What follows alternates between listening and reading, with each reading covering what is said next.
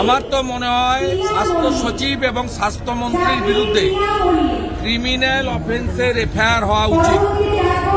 কারণ 22 সালে যে কোম্পানির মেয়াদ শেষ, নারায়ণ স্বরূপ নিগম কি করে 6 মাসের এক্সটেনশন দিয়েছে।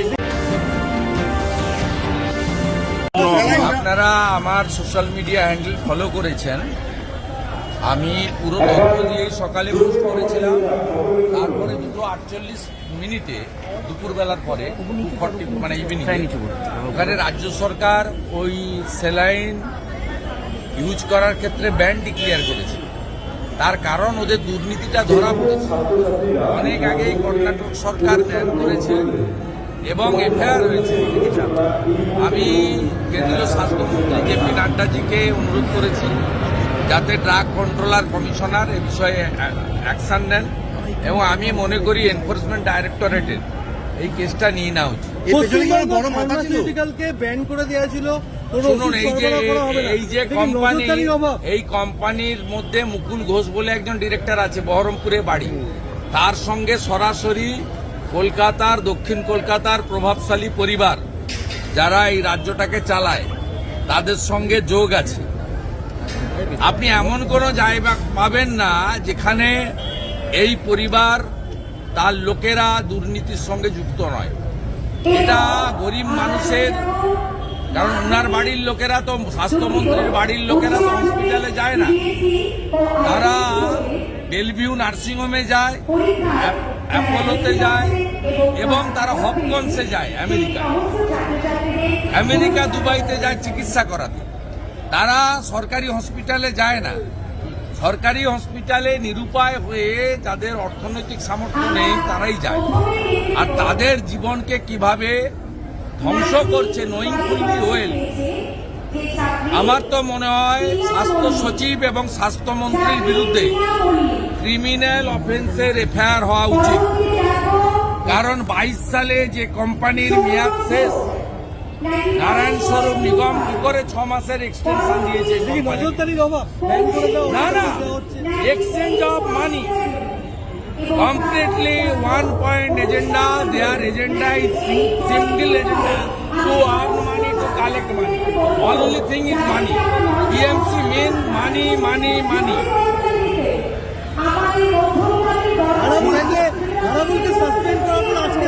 আমি বলবো না, শান্তনু সেন বলছে আমি জানতাম না কি কারণে সাসপেন্ড হলো। আমি উত্তরই দেবো, উত্তর দেবো। ভারত বাংলাদেশ সীমান্তে কাঁটাতারের বেড়া দিতে গিয়ে বিজেপি বিএসএফ এর উপর হামলা চালাচ্ছে, তারপরেও কেন্দ্রীয় সরকার নীরব। আমি কালকে আসানসোলে রানীগঞ্জে বলেছি যে একটা ঘুড়ি কাটতে গেলে না সুতো ছাড়তে হয়। আমার মনে হচ্ছে ভারত সরকার, বিএসএফ, স্বরাষ্ট্র দপ্তর তারা ধৈর্যের পরীক্ষা দিচ্ছে, তারা সুতোটা ছাড়ছে। আমাদের এক কোম্পানি যদি এগোতে থাকে না, ওরা পালাবে, পালানোর কোনো জায়গা নেই।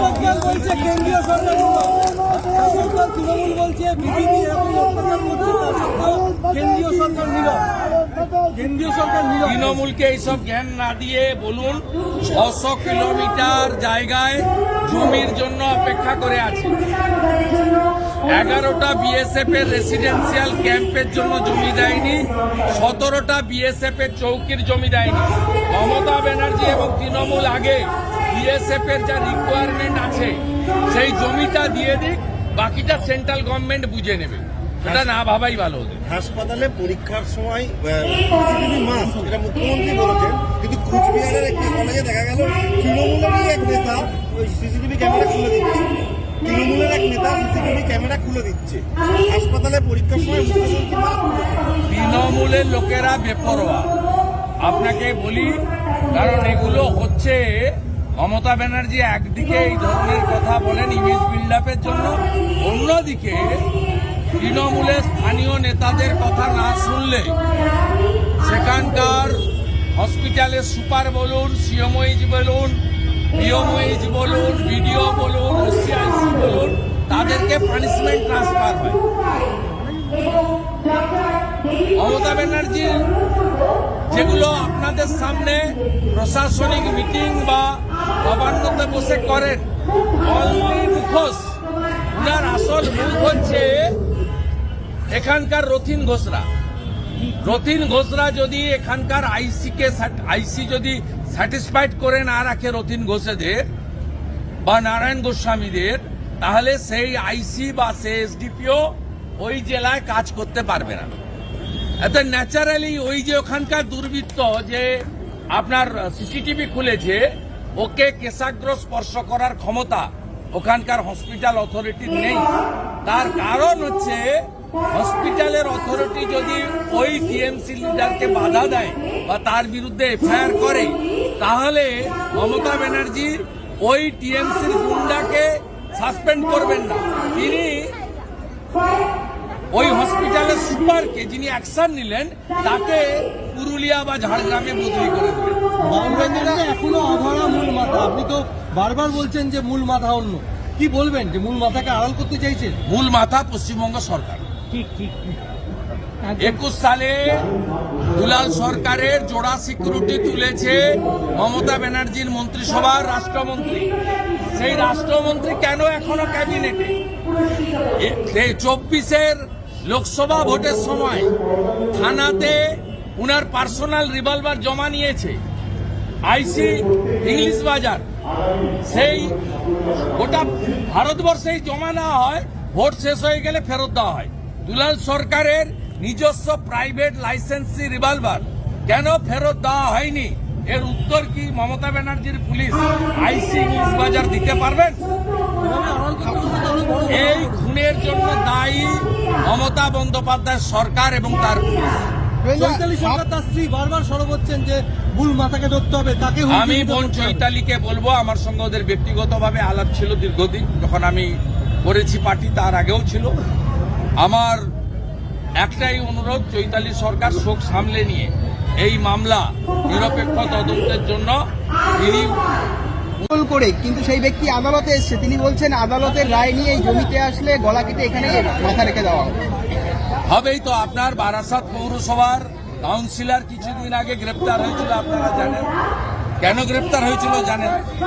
তিনি এখানকার এমপির ঘনিষ্ঠ, সেটাও জানেন। তিনি তো বহাল তবিয়তে এখন পৌরসভায় ঢোকেন, বেরোন। সাসপেন্ড হলে কি হচ্ছে? পৌরসভায় যাচ্ছেন, এলাকায় লোকসভার ভোট করেছে। দেগঙ্গার ব্লক প্রেসিডেন্ট জেলে আছে, সে তো ওদের ব্লক প্রেসিডেন্ট, তাকে তো সরাইনি। শাহজাহান তো এখনো ওদের পার্টির নেতা, শাহজাহানকে তো সরাইনি তার পদ থেকে। অতএব তৃণমূলে এগুলো করলেই হবে, শুধু ভোটটা লুট করে দিন, আর যত পারেন রোহিঙ্গা মুসলমানকে ঢুকিয়ে মধ্যমগ্রামটাও হাতছাড়া করিয়ে দিন, যত পারেন বাড়ান, রোহিঙ্গা মুসলমান ঢুকান আর হিন্দু বাঙালিদের খেদান। এটা হচ্ছে তৃণমূলের এজেন্ডা।